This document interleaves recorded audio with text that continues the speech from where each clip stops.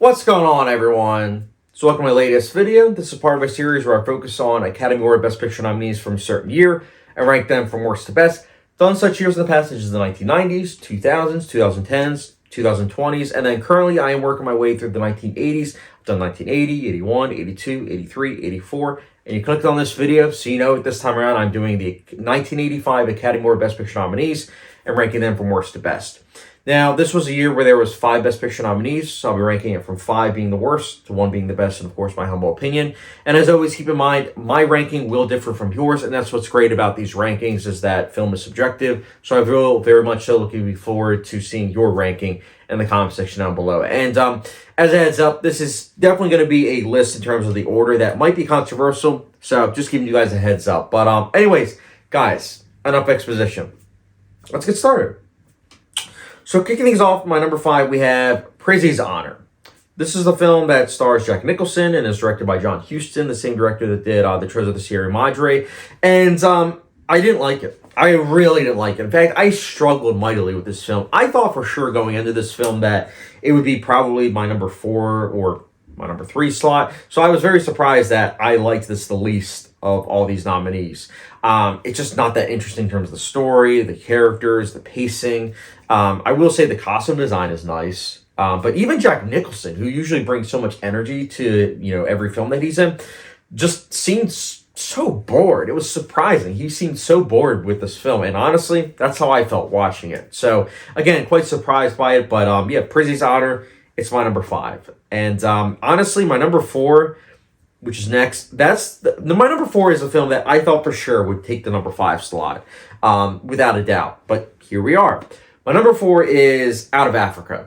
This is the one that won Best Picture for 1985. And yeah, it's really not deserving of it. It is way too long. The narration is just so drab.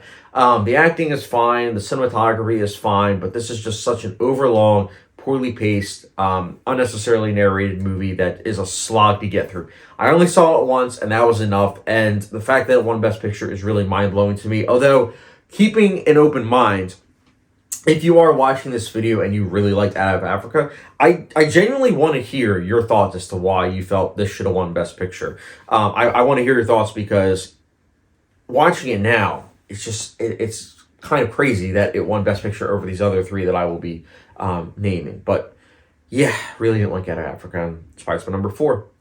Next up, my number 3, we have Kiss of the Spider Woman. So I haven't mentioned it before, but my local library has a lot of these Best Picture nominees. And that's really the only way to find a lot of these Best Picture nominees, which is kind of crazy to think. But in particular, Kiss of the Spider Woman is a film that it's very, very difficult to find. And so I'm happy to say that my local library had this film. And I'm glad that I watched it because I liked it. I thought it was very well acted. I thought the structure was very interesting. It's just an overall very well crafted, very, very well acted film. Again, might not necessarily be for everyone, but I do think that it should be watched at least once because, again, it is very well crafted. And yeah, it's my number 3. Next up, my number 2. This is the film that went up against Out of Africa, and in that it was between this film and Out of Africa that was going to win Best Picture. My number 2 is The Color Purple. So The Color Purple, I really, really like. It's funny because I saw it, almost 9 years ago, and I remember thinking it was good, but it really didn't stick with me. So I decided to rewatch it. At this point, 5 months ago? Yeah, I'm filming this in April 2024. So I believe I rewatched it in November in preparation for the remake. And I gotta say, I liked The Color Purple even more on second viewing. It is a very hard to watch film though. Like, holy cow. It is like very, very miserable. And I don't mean that in a bad way. I mean that it's by design. Like, Spielberg's directing is very much so intentional in that you really need to feel as though you're with these characters and going through the troubles that they are, and it's very palpable. It's really well directed. The acting is incredible. The score is really good. The cinematography is outstanding. It's a Steven Spielberg film.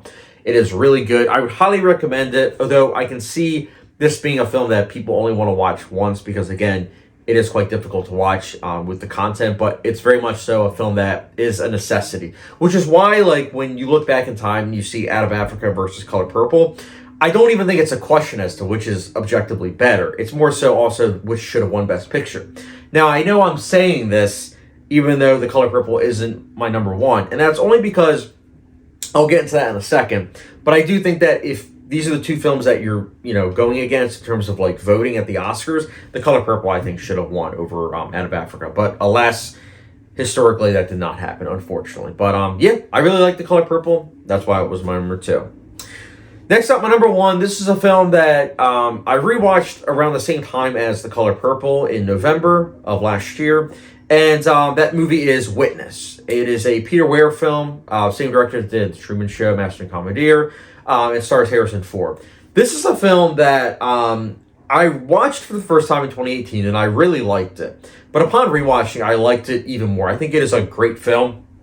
Personally, I'm from Philadelphia, and so it's very interesting always to see a film that takes place in Philadelphia. So I was glad to see that. And then also Amish. You don't really see that depicted too often on the big screen. So I was very happy to see that depicted. And also, it's a film that it's Amish, it's a romance, it's a drama, but it's also a thriller. And the elements of thriller are really, really well done. The score is great. The cinematography is breathtaking. The editing is fantastic. It's a really, really well-crafted film. If you've been sleeping on Witness, I would highly recommend it. This is the film that, if I was a voter in 1985, this is the film that I would have said, give the Oscar to Witness in terms of Best Picture. Witness should win. It is a fantastic film, and it holds up perfectly. It is a great film. It's a 4-quadrant film. Like, this is the type of film that I feel like everyone can watch and will appreciate to some extent because it has many different genres. It's got great performances. You immediately care for these characters and their situations. It's just an overall great, great film, and I would highly recommend you check out Witness if you've been sleeping on it. But yeah, that's my personal ranking for the 1985 Academy Award Best Picture nominees. Let me know your ranking for said nominees in the comment section down below. And as always, guys, don't forget the subscription, notification bell, follow me down Letterboxd, and I will get you guys later.